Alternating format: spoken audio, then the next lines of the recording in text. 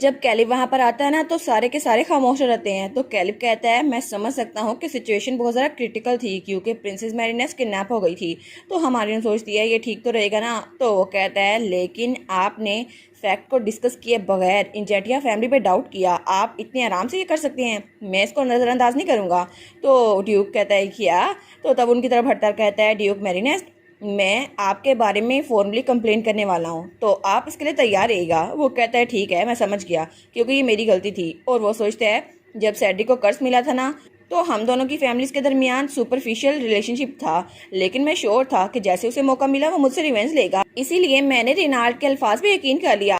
तब कैलिब कहता है आई गेस कि आपको सारी स्टोरी डिटेल में सुनी होगी। तो तब सैडिक अपना मैजिक यूज करता है और तब हमारी एले कहती है क्या, और वहाँ से वो दोनों बाप बेटी मार्कोस और जेरल दोनों वहाँ पे रहते हैं। तो तब डेफनी का डैड कहता है तुम लोग मुझे बताओ आखिर हुआ क्या था। और वो सोचता है ऐसा हो नहीं सकता कि ये लोग हमारी फैमिली को धोखा दे दे।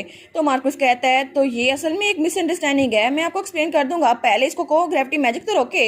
लेकिन हमारा कैलिब वो तो गुस्से में आया हुआ था। वो कहता है मिसअंडरस्टैंडिंग, तुम्हारी इतनी हिम्मत कि तुम प्रिंसेस मैरीनेस को किडनैप करो और फिर दोनों फैमिलीज के दरमियान कंफ्लिक्ट कायम करो, ये कोई छोटा गुनाह नहीं है और ये तो बिट्रेयल है और हम लोग तुम लोग के खिलाफ ऑफिशियली ट्रायल करेंगे और तुम लोग को सजा मिलेगी। तो वो दोनों कहते हैं क्या? तो तभी वहाँ पर कुछ लोग आते हैं। वो कहते हैं ड्यूक आखिर यहाँ पर हो क्या रहा है? तो वो सारे गोल्डन लाइन थे जो कि ड्यूक की फैमिली से थे। तो वो कहती है चलो कम से कम चीज़ें अब तो ख़त्म हो गई ना। लेकिन तभी वहाँ पर देखती है तो जेरल तो बहुत ज़्यादा डरी थी। वो कहती है प्लीज़ प्लीज़ हम पे रहम करें, हमें छोड़ दें। लेकिन हमारी हीरोइन उसकी तरफ देखती है तो तब वो सोचती है मुझे इस पर बिल्कुल भी तरस नहीं आ रहा, इसने कैलिब के साथ जो कुछ किया है ना और प्रिंस के साथ जो कुछ करने वाली थी मुझे ज़रा से भी तरस नहीं आ रहा इस पे। तो तभी वहाँ से उसको कोई बुलाता है एलिया। तो तब सैड्रिक और एलिया वहाँ पर देखती है। वो कहती है डेफनी। तो डेफनी कहती है मैं आपको थैंक यू नहीं बोल पाई, मुझे आपको थैंक यू बोलना चाहिए था। वो कहती है आप कहीं हर्ट तो नहीं हुई ना, मुझे बता दो। वो कहती नहीं मैं हर्ट नहीं हुई। तो तब वो कहती है ऑफकोर्स तुम्हें फिक्र करने की जरूरत नहीं है, मैं बहुत ज़्यादा स्ट्रॉन्ग हूँ। तो डेफनी कहती है ये तो अच्छी बात है। और तब वो कहती है टू बी ऑनेस्ट मैं आपसे एक और रिक्वेस्ट करना चाहती हूँ। तो हमारी हीरोइन कहती है जी करें। वो कहती है क्या आपसे मैं आपको एलिया सिस्टर कह सकती हूँ? तो वो कहती है क्या सिस्टर? और वो तो बड़ी खुश हो गई थी। वो कहती है एज एक्सपेक्टेड ये तो बहुत ज़्यादा लवली है ना, फीमेल लीड है। वो कहती है ऑफ कोर्स अगर तुम्हारे लिए कंफर्टेबल है तुम कह सकती हो। वो कहती है thank you so much sister. और तब वो कहती है और क्या आप ड्यूक के कैसल में वापस आने वाली हैं अभी? वो कहती है हाँ हम लोग वापस आने वाले हैं ना सैडी के मैजिक की वजह से। वो कहती है अच्छा। लेकिन वो सोचती है मुझे लगा था मैं उनके साथ ज़्यादा देर तक रह सकूंगी, लेकिन मुझे तो उनकी असल आइडेंटिटी भी नहीं पता, फिर भी जब मैं उनके साथ होती हूँ ना तो मुझे बहुत ज़्यादा अच्छा लगता है। और तब मैं क्लिफ से नीचे गिरी थी लेकिन उन्होंने अपनी परवाह किए बगैर मेरी जान बचा ली और मुझे बचाने के बाद इतना डेंजर सिचुएशन में भी वो स्माइल करी थी क्योंकि मैं सेफ थी। और वो सोचती है मैं तो एलिया सिस्टर के साथ बहुत ज़्यादा क्लोज होना चाहती हूँ। तो तब सैडी कहता है एलिया। तो एलिया कहती है हाँ ठीक है हम लोग चलते हैं। तो तब डेफनी कहती है सैड्रिक। तो सैड्रिक कहता है क्या हुआ? तो वो कहती है थैंक यू सो मच आज के लिए। और वो सोचती है आखिर इसको कर्ज मेरी वजह से मिला था लेकिन मैं इसके इतने क्लोज कैसे हो सकती हूँ? तो सैड्रिक नीचे बैठकर कहता है लेडी मैरीनेस मैं बहुत ज़्यादा खुश हूँ कि आप सेफ हैं। वो कहती है क्या आप खुश हैं? तो एलिया भी स्माइल कर रही थी। तब वो सोचती है ये मेरे सामने बैठा हुआ है। तो वो कहती है सर सैड्रिक मुझे आपसे कुछ कहना है। वो कहता है हाँ क्या कहना है? तो तब उसके कान में कुछ कहती है। तो एले सोचती है ये क्या बोल रही है, लेकिन सैड्रिक कहता है क्या सच में? वो कहती है हाँ बिल्कुल। तो डेफनी कहती है मुझे लगता है ये अच्छी इन्फॉर्मेशन है आपके लिए। वो कहते हैं हाँ thank you so much lady मैरीनेस। तो वो कहती है मैं बहुत ज़्यादा खुश हूँ मैं आपकी हेल्प कर सकी। तो हमारी एले कहती है ये क्या बात कर रहे थे?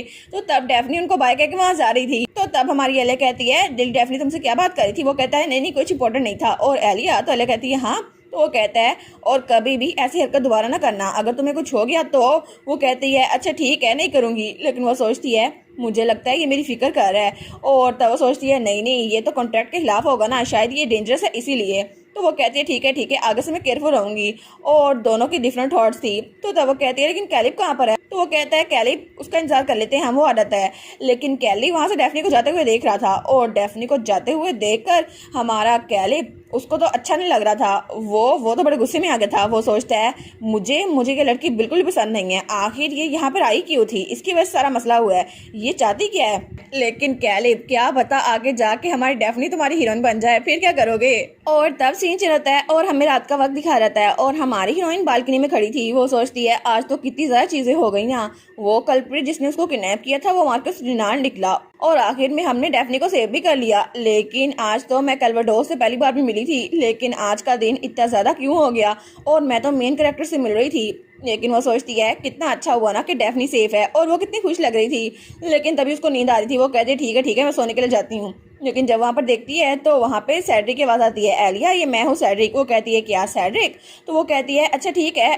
तो वो कहता है कि मैं तुमसे बात कर सकता हूँ? वो कहती है हाँ हाँ। तो हमारी एलिया दरवाजे के पास जाती है। वो कहता है मुझे माफ करना, मुझे तुमसे बात करनी थी। आई होप मैं तुम्हें डिस्टर्ब ना कर रहा हूँ। वो कहती है नहीं नहीं इट्स ओके, मैं वैसे ही रेस्ट कर रही थी। और वो सोचती है आखिर इस वक्त ये क्यों आया है? तो वो कहता है क्या तुम ठीक हो? वो कहती है हाँ मैं ठीक हूँ। वो सोचती है सैड्रिक ये इसलिए आया क्योंकि इसको मेरी फिक्र हो रही थी। वो कहती है नहीं नहीं मैं बिल्कुल ठीक हूँ, थैंक यू सो मच मेरी फिक्र करने के लिए।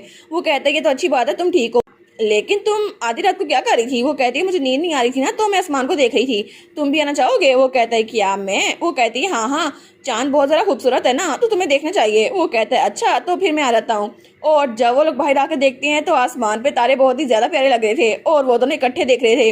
वो कहती है कैसा ये? मैं ठीक कह रही थी ना, ये बहुत ज़्यादा ब्यूटीफुल है ना? तो तब वो एले की तरफ देख के कहता है हाँ बहुत ही ज़्यादा ब्यूटीफुल। तो एले भी स्माइल करती है। वो कहती है ना? तो हमारी ये सोचती है जब से मैं ट्रांसमाइग्रेट हुई हूँ ना, मैं तब से यही आसमान देखी जा रही हूँ, लेकिन ये तो मुझे बहुत ज़्यादा अच्छा लगता है। तो तब हमारा सैड्रिक तो बड़े प्यार से उसको देख रहा था। वो कहता है एलिया मुझे लगता है कि इस सिचुएशन के हिसाब से हमें जल्दी शादी करनी पड़ेगी। तो वो कहती है क्या कौन सिचुएशन? तो वो कहता है मुझे लगता है मार्कोस बेबीलोन को हमारी फैमिली से डिसअपेयर होना पड़ेगा, और अगर वो मार्कोस अकेला चला गया तो फिर उसकी कुर्सी खाली होगी, और ये नेचुरल है कि बाकी लोग उसके खिलाफ हो कि हम लोग शादी करें, इसलिए हमें जल्दी करनी होगी। तो एलिया कहती है तुम ठीक तो कह रहे हो, लेकिन मार्कोस के साथ क्या होगा? वो कहता है वेल मुझे लगता है उनको डेथ पेनल्टी मिलेगी, और वो उसको अवॉइड नहीं कर सकते जैसी उनकी हरकतें थी। तो वो कहती है हाँ मुझे भी ऐसे ही लगा था।